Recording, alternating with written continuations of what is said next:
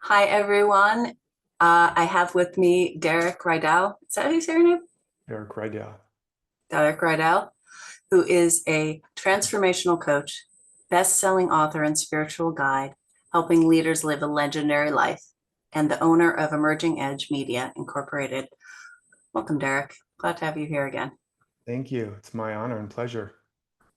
Thank you. So, for people who don't know about you, I know you're are well known and not everybody knows about you.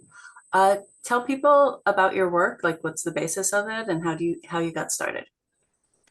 Yeah, I mean, I won't give the whole origin story, but basically, many years ago, I was, a seeker and in self-improvement, trying to improve my life and heal my past and all of that. And after many years of self-improvement, the only thing I'd improved was my ability to describe why my life was so messed up. Uh, I could tell you all the issues that happened, all the things that happened. I understood it from a lot of perspectives, but I wasn't healing. I was more frustrated. And and then it's kind of like trying to dig yourself out of a hole. The more you dig, the deeper in the hole you get. I dug up all the stuff, but it wasn't helping me. Eventually, it drove me to become addicted to drugs and alcohol. That was mm, the consequence of all my self-improvement. oof. And I even almost died of an overdose. And I remember lying in a hospital bed with an IV snaking out of my arm, and the doctor telling me I was lucky to be alive. And I'm thinking, how did I get here with all this effort to work on myself? Mm, And eventually I just kind of restarted and redoubled my efforts. And I ended up, I was an actor also, and I was doing a movie in Jamaica, and everything fell apart again. And I went diving in a coral reef, praying to get lost from everything above. And, be careful what you pray for, kids, because actually it can work. And I did get lost and I got trapped in this coral reef. mm. And without it going through all the gory details, I was trapped underwater for a long time. And I knew I wasn't going to make it. And I was very close, basically was going to drown. And there was a moment where I was, please God, if you're up there, I promise I'll be a good boy and go to church on Sunday, get me out of Yeah, this. yeah, And there was no making a deal that day. And I hit a point where all I could do was just truly surrender, just let go. And in that moment, there was a flash of light. And I saw that this self that I'd been trying to fix and heal and change was a fiction, was an amalgamation of parental fantasies, societal conditioning, peer pressure, and that nothing I would ever do would make him good enough. And, but there was another sense of a self that had never been damaged. And so he didn't have to be fixed. And he was also whole and complete already. So he couldn't be improved. So the mm, idea that self-improvement was an oxymoron. Now, I didn't understand all this, and I didn't even have these words at the moment. It was like, ch-ch-ch.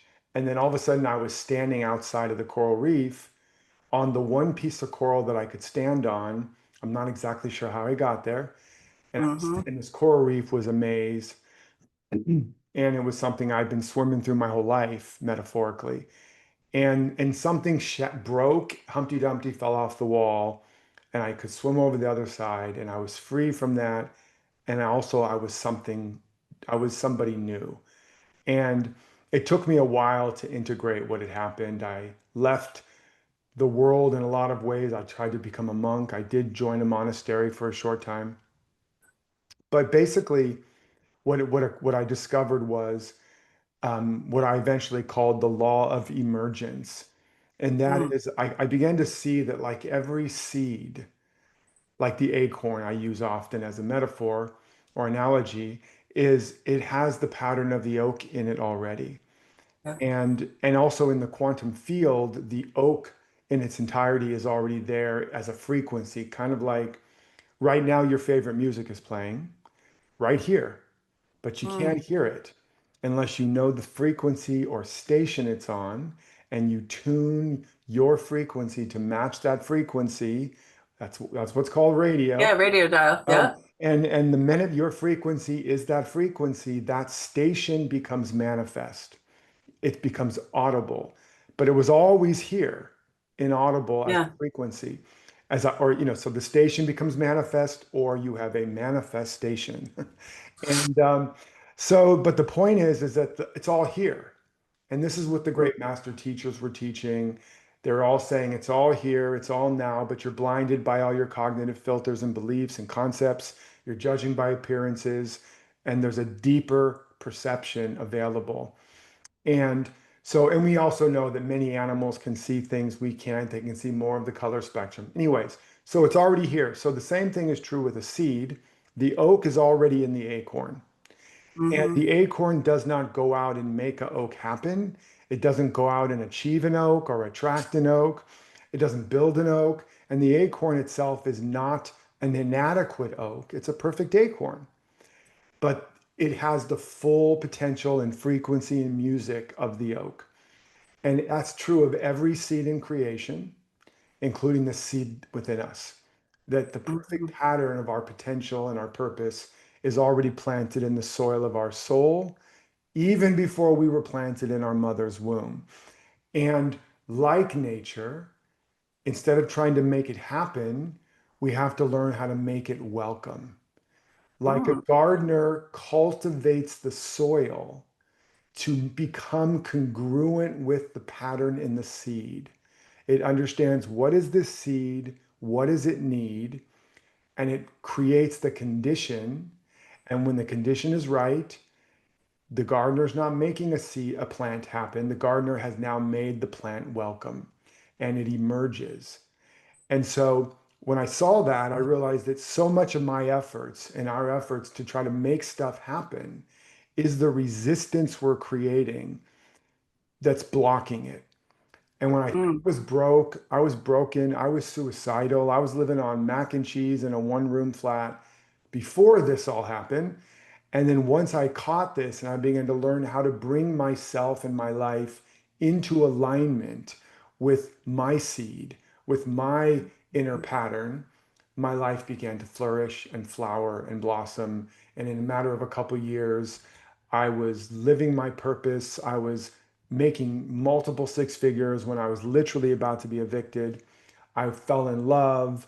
Everything just started blossoming, and it's just continued from there. Now, that doesn't mean there's not challenges. I've had many, many, many challenges, including incredible tragedies, the loss of a child and divorce after 23 years and being scammed out of literally a fortune, all kinds of challenges, but because that's just human experience. And it's also the opportunity for growth and expansion. And so, because of this understanding, it's not just that it's helped me to grow and be successful in a lot of ways and, you know, help and touch hundreds of thousands of people and make millions of dollars and all the baubles of the world, but it's also given me the tools and the ability to move through what often can destroy a person, what can take a person out. I mean, for some people, if they go to Starbucks and they're out of their syrup, that can ruin their day, you know? It's like, okay, well, okay, so that you got a little growth to do there. But so it's when you understand that the potential in you is always greater than whatever problem you face. The bigger the problem, the greater activation of that potential that is possible. So that's also what the law of emergence helped me to understand. That's what I ended up being called. Mm-hmm. That's what it helped me to see that whether it's an opportunity or a crisis, both are a call for more of me to emerge. And that's what I've helped people. I mean, I've helped people all over the world, millionaires, billionaires, tech moguls, media moguls, Oscar winners, and entrepreneurs and creators and mothers and fathers and students and people that are going through all manner of challenges and crises and no matter what, when they understand the principles and the practice of that, they're able to bring their life back into alignment and take their life to the next level. Well, so there's a few things in there that I have reactions to, but I think what I'm most interested in is one of the last things you said about bigger problems bring out a bigger potential. So, looking at global problems, there's genocide, there's multiple genocides going on, but a really visible one in Palestine. Um, in our own country, in the US, there's, you know, rising authoritarianism that seems like we should be able to stop it, but nobody's stopping it. Um,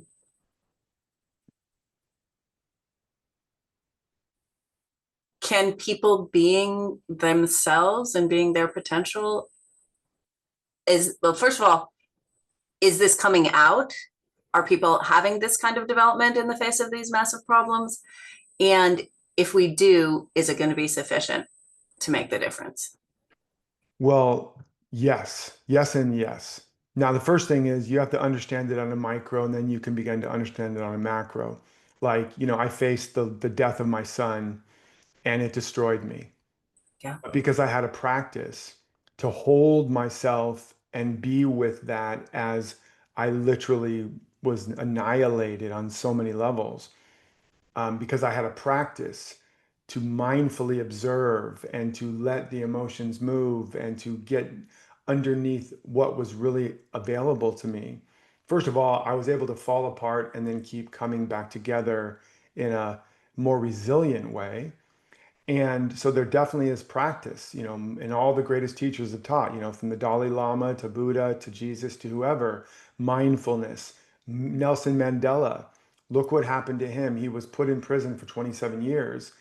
And and what happened was because of that constraint and that crisis, same with the Dalai Lama in China and all that, because of the constraint and the crisis with Mandela, it forced him inward and he tapped into a power and a source and a resourcefulness that he had not had access to before, and became the master of his fate and the captain of his soul. And and actually he became president and ended apartheid while he was still in prison in consciousness. He became, as Gandhi said, the change he wanted to see in the world. He became the change. He got broken down like the forest fire that the jack pine needs, because it has these seed pods that are tied together with serotinous glue that is so strong, nothing but the conflagration of fire and intense heat will melt the glue and open the pods and release the progeny and burn away the canopy and fertilize the soil and do everything necessary for a whole new level of growth. And if Mm. those jack pines and those kind of forests had self-awareness, and they could be like, ooh, fire bad. No, stop all the fire. Let's create laws and legislation and regulation so there's never any fires. They would all fail to thrive and eventually go extinct. But instead, the fire burns through. Now, when we get involved and mess it all up, then fire burns, it doesn't burn enough, and then it burns the whole forest down. That's a whole different Right. topic. But No, but I think it's a relevant it's metaphor. relevant, it's all connected, because there is an organic principle of renewal and regeneration and evolution and expansion that has been happening for millions and billions of years. And the more technological we get and the more we think we know the answers, the more we get in the way. And Mm-hmm. so in any case, in that example with the fire, that was an evolutionary activation. In other words, if you study evolution, you will see that there's a point where, like with Mandela, like with Gandhi, like with so many individuals, like with Dr. King was not the perfect little innocent guy that people think. I mean, he had a bunch of guns. He was like ready to go to battle. There's a lot of stuff. He was having affairs. I mean, there's all kinds of stuff going on.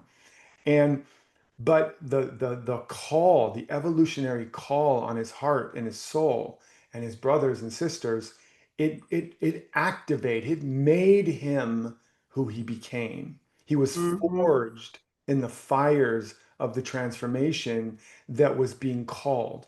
And that's what evolution does. You have a little creature going along, and it gets intense requirements are put upon it to survive.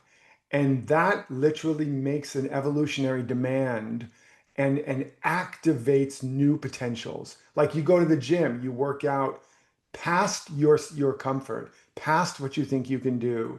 You can only do 10 reps, but when you do 11 and 12, that's where all the growth happens.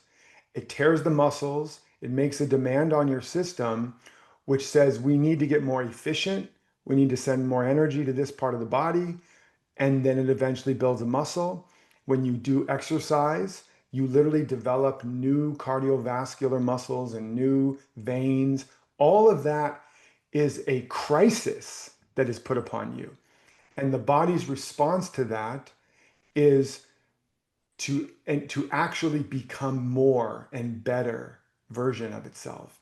So that's what I mean when I say that the process of emergence is not just let's just keep making things comfortable and nice and good and safe spaces and cancel culture and trigger warnings and all of this stuff, which if any psychologist would speak up and say is that is a perfect recipe for anxiety, depression, and lack of grit, no resilience, and what we have right now, which is individuals that cannot hold two ideas in their mind at the same time.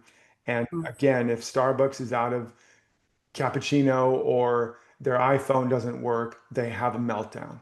So we are debilitating a generation. And of course, all the other stuff, the ways the adults can distract themselves, they can't be alone with themselves, so they can't be with their own ideas and voice and feelings. Same problem. Mm. It's making us less resilient.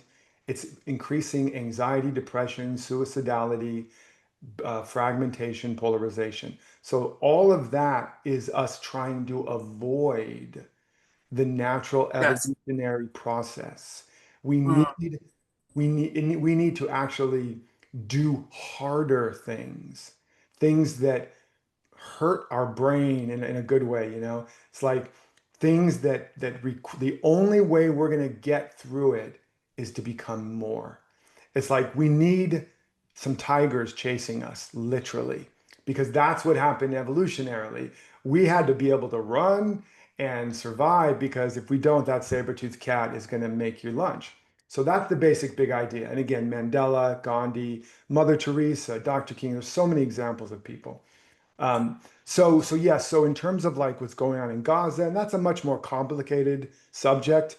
I've done a pretty good amount of research into it, and I still have no idea in the sense of like it's very, very deep and layered and centuries old in some regards, and also, many, many decades old in terms of when Israel's formed and the way the Middle East, there's so many layers. There's so many layers. And but it is creating an evolutionary demand on us. Response. Mhm. Would you say? I said response and you said Yeah. demand. And the same thing with, with Russia and Ukraine and I mean there's so many things going on. There's obviously and there always has been. And although historically we have a lot less, I believe it or not, a lot less violence and war than we've ever had, but people don't see that because we didn't have iPhones and 24/7 media. And so you couldn't see just that there was literally war and bloodshed and raping and pillaging going on 7 days a week everywhere around the world. But but now we see it. It's in our face. And again, from an evolutionary perspective, we are evolutionary designed to focus and look for danger and prepare for lack and danger. And so you know, that's again what I said. We were talking about this before we got on. All the algorithms are designed knowing that. And so Mhm. they hijack our limbic system by getting us to tap into that part of us that is evolutionary designed to fight, to see danger, to tribalize and Mhm. polarize. They are tapping into that because and then that gets the most clicks. Just like the food companies are tapping into the fact that evolutionarily, we didn't have sugar, salt, or fat abundantly. You had to work for the food and the dopamine hit. And as a result, you were burning calories, you were building muscle, you were developing all kinds of skills and having to work for that. So when you got the calories, the sugar, salt, fat, it didn't give you diabetes or disease. It was a balance. Now you don't have to work for it. Now you Mhm. can just hit a button, Amazon now, and whatever, and get your food, get your fat, get your salt, get your TV, get your dopamine hits, and we're just blasted out of our minds with no understanding why we're so depressed, scared, mad, sad, exhausted, sick. But this evolutionary understanding of how we were designed and that Mhm. we're not adapted for the current environment we're in is a very big important part of it. That was a long diatribe, but Yeah, yeah, yeah. No, that's, I know what you mean though about but poke in if you want. when things are too easy. Debate me, push back if you need to. I might, but first I'm just going to repeat one of my questions. So, um, do you see people? I mean, like I've evolved because of my despair about what's happening in Gaza and the tools that I've brought to myself, the tools that I've received from others. I am a more more elevated person. Yeah. Um, and in my case, it's clearly not enough. Like, Oh, right. do you Will it be see? enough? That was the Yeah, that question. was Will the it other actually question. make a Like, do you difference? see it Will it make a happening difference? and will it be enough? Like, I think you Yeah. went into why it would happen and how Right. it sometimes happens. Yeah. And do you see it happening and is it sufficient? Like, if enough, I don't know, enough of us, um, obviously, ultimately, if enough of us become our potential, the world will be very different. But yeah, what do you see happening? And Yeah. that could happen. Again, there's a much bigger evolutionary trigger Oh, that yeah. is happening on the planet right now and has been for a while. So that, like Dr. King said, um, what is it? The long The arc of arc of the universe is history long, points, but but it bends just towards justice. And mhm. so, you know, we are planting seeds, the shade of the trees of which we will not sit under, and the fruit of which we will not eat. And so it's an understanding of that. And it's also an understanding that, and this is something I don't think I said this. I think somebody else, maybe one of my mentors, Michael Beckwith, said this. Um, our job is not to save the world, Mm. but to serve what is emerging. Now, why is this important? And this is what Dr. King was doing versus Malcolm X. Then Malcolm X had his transition, but Malcolm X was in that kind of movement, and those kind of movements were against a fight Yeah, reactive. Yep. and reactive, right? And what you fight, you fuel and you feed, and it just gets bigger and bigger and bigger. Even if you seem to destroy it, the energy of fight will just recirculate in another way. Mm. That's always the case. So because the real seed of the problem is just been fed more. It's like smashing a dandelion and it goes poof, and then you think you're fine, but you don't realize you've just seeded dandelion fields all over the countryside that you may never see. So, Dr. King, he didn't say I mean, obviously he spoke truth to power, but he was like, I've had a dream. I've been to the mountaintop. So he was in an elevated state and he was speaking about the vision and what was possible. And he was in the non-resistance, which is literally a spiritual principle, was not merely to be martyrs or victims. It was to not give energy, first of all, to the anger and the conflict and the violence. Also, of course, the ramifications of that is it activates empathy, and it's a more powerful tool than violence. It turns out Gandhi did the same thing, and Dr. King even said Gandhi was one of the greatest Christians, which was ironic because of course he was a Hindu, but I believe he was a Hindu. But the Who point, was but the point is it was an act. Or Mother Teresa said, I'll never, people always invite me to anti-war protests. It's like, I'm never going to go to an anti-war protest, but I'll go to a pro-peace one. And Mm, so the masters understood this. And in other words, they weren't just fighting against something, they were serving something that was trying to emerge. Jesus was doing the same thing. Buddha taught the same thing. And so it's like, what's the vision? What's the vision? So when you experience tremendous pain or loss or lack, again, the evolutionary tendency is to want to solve that.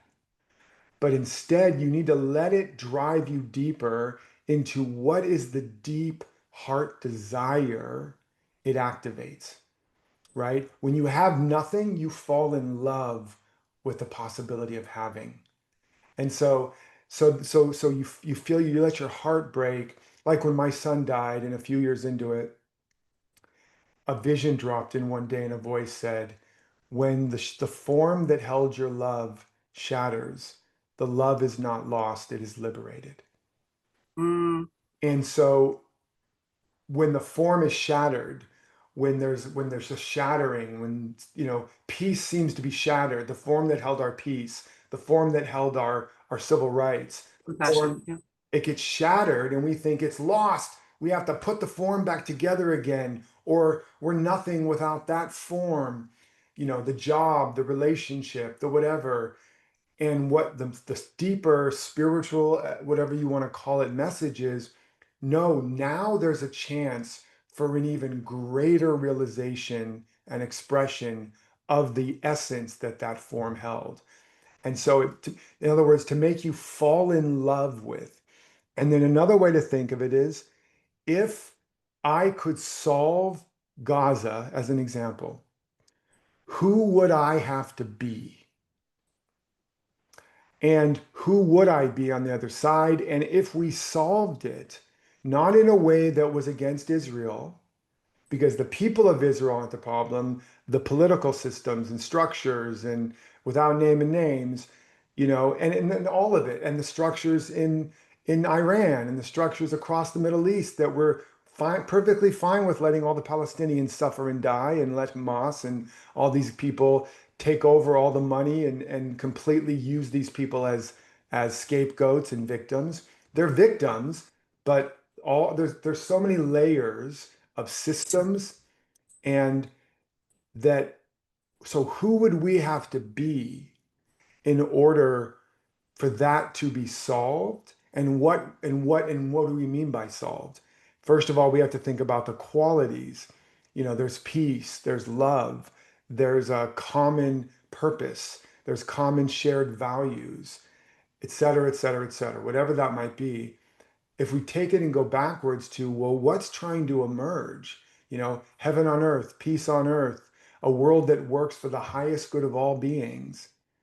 Okay, I think we could all agree that'd be a pretty good world, a world that works for the highest good of all beings. Okay, well, who would I have to be? Mm, As you start to think about that, you'll start to come up with certain qualities, certain habits of thinking, certain habits of being, certain habits of doing. And so, thinking, feeling, being, and doing, these are the four quadrants of character. And ultimately, you're asking, what would my character be if I had that life, or I helped that situation, or this was the world we now lived in? And character is made up of habits. As Confucius said, all men are alike, it is their habits that separate them. He would have said mm. women too, but it was those days. Um, And also the translators. We yeah, don't and the know translators, what he actually exactly. said in Chinese. Yeah. Exactly. And so the habits are made up of what you value, I'm sorry, what you do consistently, what you're committed to consistently. And what you commit and do consistently is made up of what you truly value and Mm, your highest vision. So when you have a clear vision, and you've prioritized what you really value, and then you commit to doing the things in integrity with those values and that vision, what I said with the emergence, now you are cultivating the congruent conditions. You're coming into integrity with yourself. That develops habits. that are a match for your seed of purpose and potential and power. And now that creates the character. And the character of who a person is what determines their destiny, not their conditions. You could be in the worst conditions possible, but if you develop the character of your true destiny, those conditions cannot stop you. Mandela, Dr. King, Gandhi, whoever, right? So, and there's many examples of people, you know, Viktor Frankl in the Holocaust. I mean, there's many examples in the direst of times. So why is this important? Number one, because all of us people who want to change the world, this is the hard and brutal truth, and I'm going to say it. Most of us, including you and me, if we got the world we wanted, it would be a shit show because Mm, we're looking out there and projecting our own wounds and our own fears and our own pains and our unresolved anger, and we're making people and bad guys and stuff a proxy for our own stuff. And healer, heal thyself.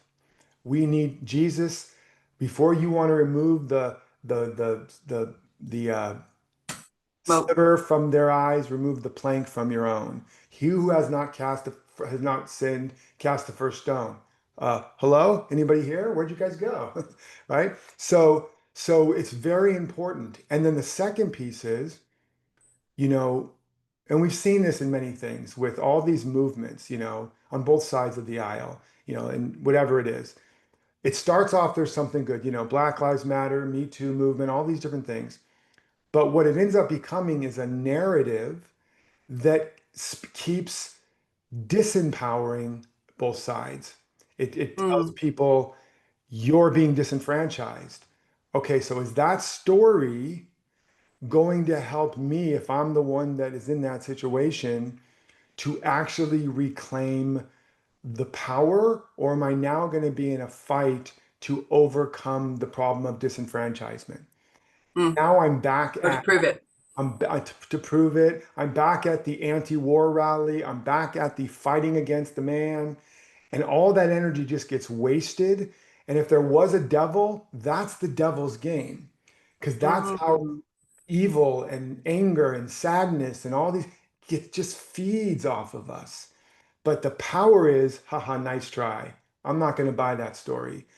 So the story we want to say to the people, whether it's whoever's available, whether it's whatever situation they're in, terrible situation, when they're ready, after you love them and care for them and feed them and give them a new, bottle of water, is we have to inspire people to have a vision for their life so that they're not fighting against or saving the world or even trying to save their previous self, but instead they are in full service of what's in them that wants to emerge. That's it. Full service. That's self-love. Self-love is love is the force that meets the need of every seed in creation. It says, what do you need? Here you go. mm, Self-love is what is in me that I was made of and made for. I'm going to love myself so much that I'm going to give all of my energy to know who and what I really am and what I'm here for and what allows me to flourish. And I'm going to serve that. I'm going to design that. I'm going to become that. This is what Mandela did in prison. He fed that. He served that. That's also what it means to love God with all your heart and soul and might. In the um, secular version, it means to love that spark of power and potential and purpose within you. And then now, as that starts to flourish, the second commandment is love your neighbor as yourself. So, what does that mean? Now, let me be in service to you. I want to know who you are. I want to know what you're made of. I want to know what makes you come alive. And I want to be in service to that so that you can mm, flourish. And then you turn to your neighbor and do the same. And before we know it, we look around and the garden is blooming again. So that's love. And that's service and thought leadership and real activism, not fight, fight, fight. And again, I'm not saying don't speak the problem, but once you know what the problem is, now let's look back at ourselves and go, how do I need to change to serve what's emerging, not to keep fueling the problem? Sorry, I know I'm just giving sermons now, but when you Okay, pull my it's string. okay. I think it's very inspiring, and we're getting low on time. So, do you want to share about your free gift? Do you remember what you offered? Do you want me to look it I up? don't. What did I Let offer? me let me see. I've got it open. This is my gift. My presence is my gift. I know, but there's another one, which is, let's see, You got self me fired mastery. up, Alice. Good. That's what I'm here for. Self mastery breakthrough. Yeah, well, so basically it's going to walk you through a lot of the pieces I just talked about. And for anybody that's listening, if it doesn't have the character of success, there's a whole other training in there, the character of success, which I was just talking about building the character based on your commitment, your vision, your values. Just shoot an email to us and I'm going to send you that too. So I want to make sure everybody gets that. But self mastery is basically the process. Self mastery is where everything begins because, as it says, the OG self improvement, know thyself, right? At the Oracle of Delphi, you have to know yourself in order to be yourself. And if you're not being yourself, then you are separate and cut off from all the forces of life that could serve you. It's like if an acorn had self consciousness and it was looking out at the world and going, apple trees seem to be where it's at. I'm going to be an apple tree. And which is what humans do. They look around Mhm. and go, well, what will mommy like? What is daddy like? What is what does the world want me to be? Okay, I'm going to be that. And so they don't know themselves, and we're not taught to know ourselves. And then we're being something we're not, and we wonder why we're struggling and suffering, and we feel disconnected and anxious, and things never quite work. So we have to get back to knowing ourselves, and then to having the courage to be true to ourselves. Mhm. That's the wax on, wax off of spiritual karate, right? You have to know yourself, be yourself. And that's really it. That's literally it. In every moment when the crisis hits, okay, what is this helping me see about myself? It's Mm. showing when life, and so it's not just know yourself in terms of the fundamental pattern of your perfection, which is important, but also understand that whenever life squeezes you, whatever comes out was in you.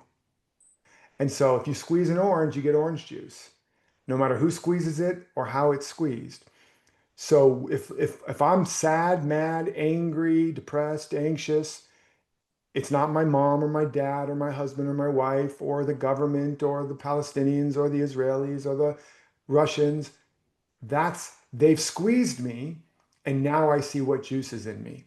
And then the opportunity is now I can meet those parts of me, gain understanding, and realize that the only war I ever need to win is the war within myself. That's it. Mm. There's no other war out there. All wars and conflicts are expressions of the juice inside all of us humans. But if I can clear up my stuff, end the war within me, now I'm a neutralizing, peace bringing, love expressing force in the world. And so that's a part of knowing myself and ultimately mastering myself. So that and so much more is what they'll begin to touch upon in that free training. And again, if anything I've talked about is missing, just let us know and we'll send you the character of success. They can also check out my Emergence podcast, where there's a lot of free trainings on things like this. And just on my website at DerekRydall.com, there's a lot of other free trainings. I pretty much give away 98% of everything for free. And then just for people that want to go deeper, you know, you can always join some other kind of program. Great. Well, thank you, Derek. This was very deep. Gave me a lot to think about. That's Probably, it. You're not going to push back harder on me, Alice? I Oh, don't have time. I don't have the time or the energy. All Oh, right. no, that's not Bye. enough. That's not enough. We're too isolated. Me being perfect is not enough. Okay, there. I pushed back. Um, It's not complicated. It's genocide. Genocide is not complicated. Anything else I want to say? It is complicated. Evolution. Evolution. It is not. It's Yeah. not a one-air organism. It's multi-generational. Okay, That's right. I'm done. That was all my pushback. That's not really a pushback. That's all true. I agree with you. Yeah. Lovely. And thank you for the invitation. I love that Alice. Even though you did it kind of with a little character voice, there she is. That's some spunkiness going on there. Oh yeah. Yeah. I want to be in a dialogue with that Alice one time. Okay. She's fun. Yeah. Different conversation. We'll do it. Um, thank you, Derek. You're welcome, my dear. Thanks for being on again. It's my honor, really, truly. Thank you for doing the good work you're doing. Thank you. Give peace a chance, folks. Yeah.